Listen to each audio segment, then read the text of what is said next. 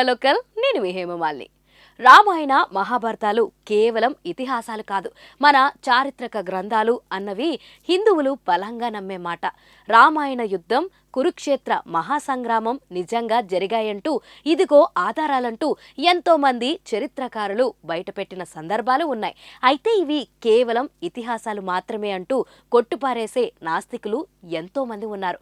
కానీ ఇది నిజమా అబద్ధమా అనే వాదనను పక్కన పెడితే, మంచిని పంచే, ధర్మం పెంచే ప్రతి గంధము ఆచరణీయమే అనేది ముమ్మాటికి నిజం.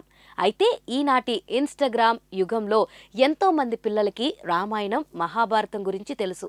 అసలు ఎంతమంది తల్లిదండ్రులు వారికి నేర్పించే ప్రయత్నం చేస్తున్నారు అనేది పెద్ద క్వశ్చన్ మార్క్. కానీ మనం చెయ్యని ఈ మంచి పనిని ఇటీవల కాలంలో సినిమాలు చేస్తున్నాయి. అవును, మొన్న వచ్చిన హనుమాన్ సినిమా దీనికి చక్కటి ఉదాహరణ. Super man, spider man, bat man, ఆ మ్యాన్, ఈ మ్యాన్, హీ మ్యాన్ అంటూ ఫారెన్ హీరోలు వెంట పరిగెత్తే మన పిల్లలతో జై హనుమాన్ అనిపించింది ఈ చిత్రం. మోడ్రన్ ఆలోచనకి పురాణాలు లింక్ చేస్తూ సరికొత్తగా ఈ సినిమాని తీర్చిదిద్దారు డైరెక్టర్ ప్రశాంత్ వర్మ. ఇప్పుడు అదే పని మరో యంగ్ డైరెక్టర్ నాగ్ అశ్విన్ కూడా చేస్తున్నారు. మహాభారతంలోని పాత్రలను నేటి కలియుగానికి లింక్ చేస్తూ కల్కి 2898 అనే ఓ సినిమా ప్రపంచాన్ని సృష్టించారు. తాజాగా ఈ చిత్రంలోని అశ్వత్థామ పాత్రను పరిచయం చేస్తూ ఓ గ్లింప్స్ ను రిలీజ్ చేశారు. ఈ పాత్రలో అమితాబ్ బచ్చన్ అద్భుతంగా కనిపించారు. మరి అసలు ఈ అశ్వత్థామ ఎవరు? ఈ గ్లింప్స్ తో డైరెక్టర్ ఏం హింట్స్ ఇచ్చారు అనే వివరాలు చూద్దాం. ద్వాపర యుగం నుంచి దశావతారం కోసం ఎదురు చూస్తున్నాను.